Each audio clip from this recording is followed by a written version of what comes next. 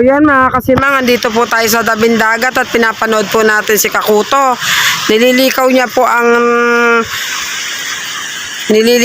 po itong panultol. Ayan po ay kinakabit sa pang lobster para kung sakali man pong malagot ang tanse ay madali niya pong makikita at meron pong nakalagay na yan pinakabuya.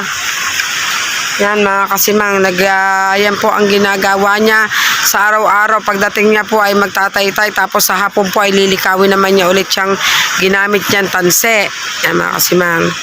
Dito po siya sa bangka namin. Ayan po ang bangka namin. Yan. Hindi pa po siya napipinturahan and ayusin pa po yan. Kaya wala pang pintura.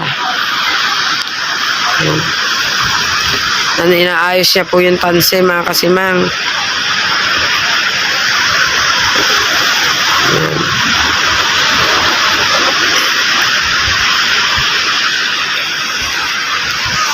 Nagawa niya na po itong dalawa. Yan, naayos niya na po yung dalawa. Ito pa po pala, marami pa sa hulihan. Naayusin siya. Yan, ayan, kukunti na lang po yung tansin na nililikaw niya dito. 200 di pa po ito, 200 di pa. 200 di pa po daw mga kasimang. Yan. Linarihan po namin ay nasa mga 140, 160, ganyan. Ganyan po daw kalalim ang inaaryahan ni Kakuto. 100 to 140 na di pa. Ganun po kalalim ang pinanguhulihan ng lobster mga kasimang. So yan, kakaunti na po. Kaya po ginagawa namin 200 di pa ang ganito para pagka nagkaagos hindi siya kakawang sa ilalim. Yan.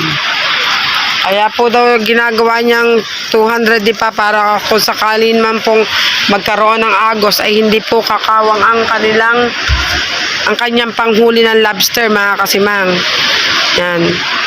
Nakukunti na po siya. Yan na po nagawa niya.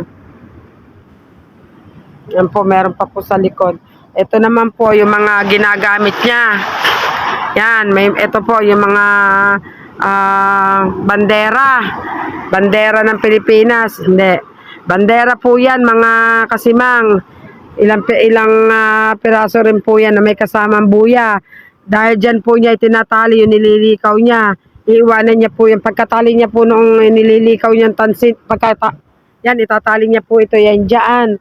Tapos lalagyan niya po ito ng blinker. Lalagyan niya po ito ng blinker mga kasimang para kahit po gabit naman daw siya, madilim-dilim pa kita niya po agad dahil may blinker po siya. Tapos madali niya pong mahahatak yung etong kanyang tansi na to. Madali niya pong mahahatak. Dito niya po yan ikakabit. Yung ginagawa niya po yun, dito niya po isusuot. And then lalagyan niya po rin yan ng mga bakal. Ito pong bakal na ito. Yan, ito pong mga bakal na ito po ang ilalagay niya. Yan mga kasimang. Yan. Kaya po dito maraming bakal. Yan. Kaya po maraming bakal, ikakabit po yan dito sa nililikaw niyang ito bago isusuot po dito ang tanse mga kasimang. Yan. Yan po ang bandera. Iitsa niya po yan sa gitna. Kung saan po magtapos yung kanyang niaarya, isa-isa niya po rin yung iitsa. Pero may blinker naman po siya kaya madali po siyang matutunton. Kahit po malagutan siya ng kitang, madali niya po makikita gawa nga po ng blinker tsaka po yung kulay ng mga banderang yan, itim at tsaka orange. Yan, ganyan mga kasimang. Ito po yung ginagamit niyang blinker. Yan, ito po, ganito po yung ginagamit nilang blinker. Yan mga kasimang. Yan. Yan po ang blinker na ginagamit niya. Pero marami pa po sa amin. Iniuuwi niya po. Nasa mga 4 pa po yun nasa amin. Tuwing pagkatapos yan po lumaot, dinadala niya na lang po ulit sa amin sa bahay. Hindi akin ito. Ito po ay, hindi po ito kanya, yan. Kaya po hindi. Akin na nalagyan, hindi yan akin. Hindi po daw yung kanyang blinker. Nga, hindi po yan namin, kaya po nandyan iniiwan niya. Yung amin po, iniuuwi niya pagkatapos niyang paghanap buhay, iniuuwi niya na po.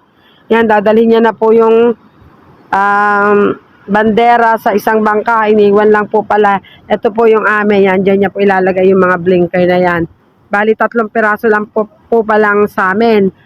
Idinala na po doon po pala yung sa pamangkin ko. Doon niya po dinala sa bangka ng pamangkin ko, mga kasimang. Yan. Yan, tapos na po siya. Tapos niya na pong likawin itong panultol.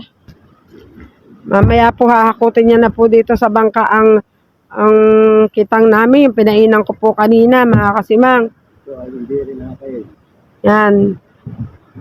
Hahakutin niya na po yun maya-maya sa amin.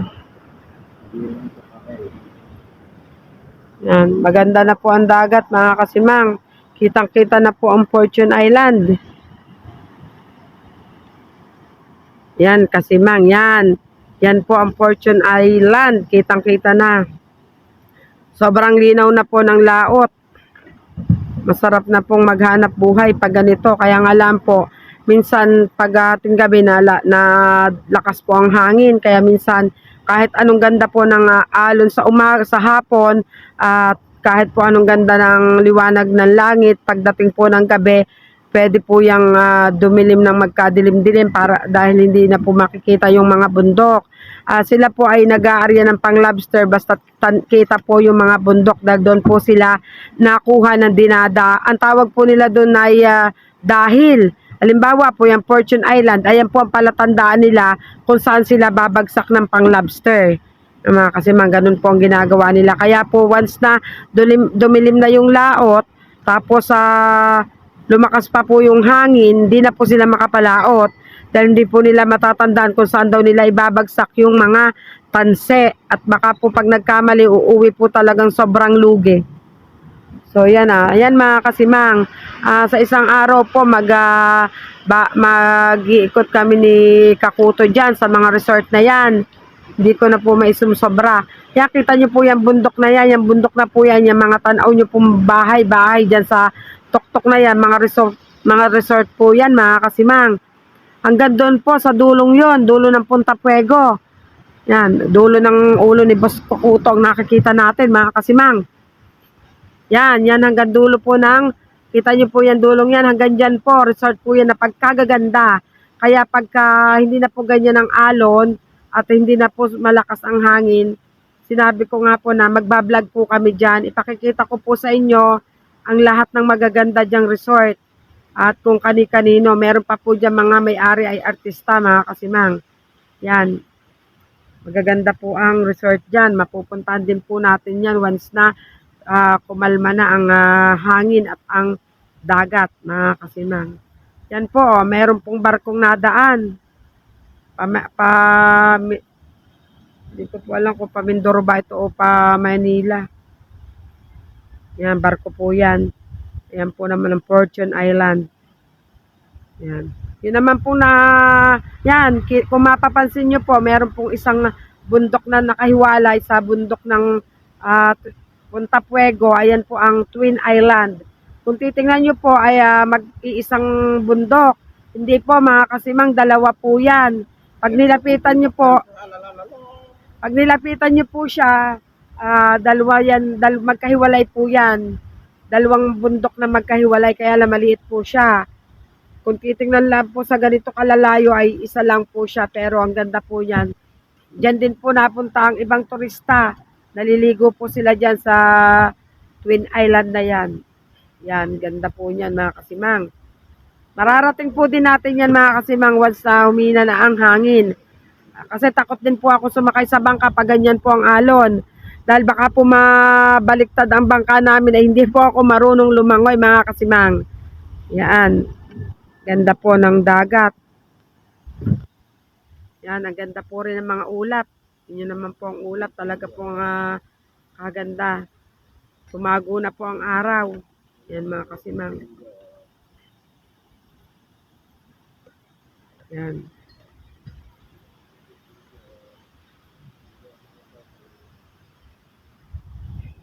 So yan, may hinahanap po si Boss Kakuto. Ano bang hinahanap mo? Hinahanap niya po daw yung mga tingga at gagamitin niya po sa paglaot. Yan. Wala pa pong pangalan ng aming bangka dahil hindi pa nga po siya masikasuhang pinturahan. Shout out po sa tatlong maglilinis na ito. Yan, nanay ni Rigondox. Opo, Kuya Jimbo. Ayun, Jimbo. Shout out daw. Yan ang isa, si asawa ni Nano. Shout out po daw kay Ma'am Bless, kay Sir Dennis at saka kay Sir Charlie. At kay paring Charlie. At Ayun. kay paring Rosalie. Yan, shout out po daw sa inyo. Yo, tsaka po daw si Sir Tumbagahon. Shout out po daw. Mary, shout out ka ba? May shout out ka ba? Oh, yun. Sabi po ni Mary, shout out sa lahat. Sabi po ni Miriam, shout out po daw sa lahat. Di pala siya kilala sa Mary. Ako lang po natawag sa kanya ng Mary. Siya po ay si Miriam.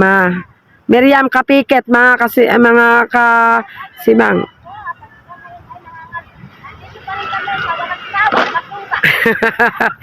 Hanggang ngayon po dahil nandiyan pa rin siya sa walang sawang basura. Ayan nga naman po, puro basura pa nga po yan.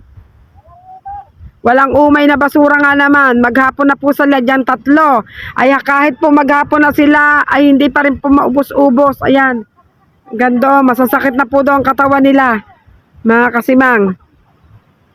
Yan. Walang katapusan. Doon niya po inilalagay ang basura at sisilabin niya po yan, mga kasimang. Yan.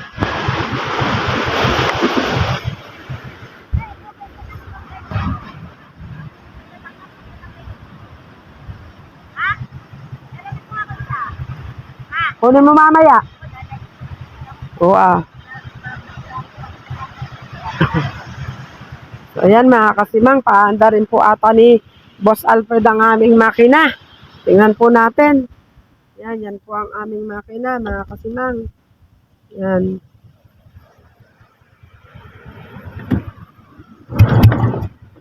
Yan, paanda rin niya po.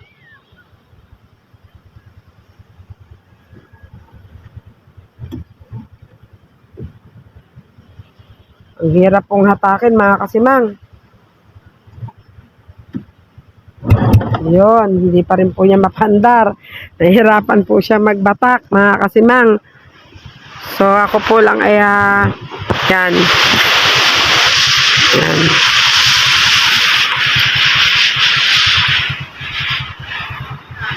Hindi niya pa rin po mahatak, mga kasimang. Ang makina, hindi niya pa po mapandar.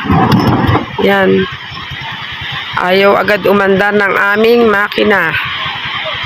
Hirap na hirap po siyang bumatak. Ano ba yan? Bakit di naandar? Baka hindi ka makapaglaot at ayaw umandar. Nakapagod ang Ayan. aking lapa ng aking mga baraso, mga balakang, dinte sa paglilinis po dito sa dagat. Isang katabang basura po ang dinala ng bagyo. Hindi pa rin maubos-ubos. Hindi po maubos-ubos. Nagtitis po lang kami dahil yan po lang ang aking kinabubuhay. Ayun. Yan po. Salamat. Yan mga kasimang. Ang po nililinisan nilang basura. Dito po sa tapat namin. Naalasa ko po ay kasimang, kita niyo po kung anong ginawa na Boss Kakuto sa bangka. Ang paglilikaw po niya ng mga panultor at pagpapaandar po ng makina. So yan mga kasimang, sana po ay panoorin nyo at makikisubscribe at like na rin po ng aking video. Salamat po.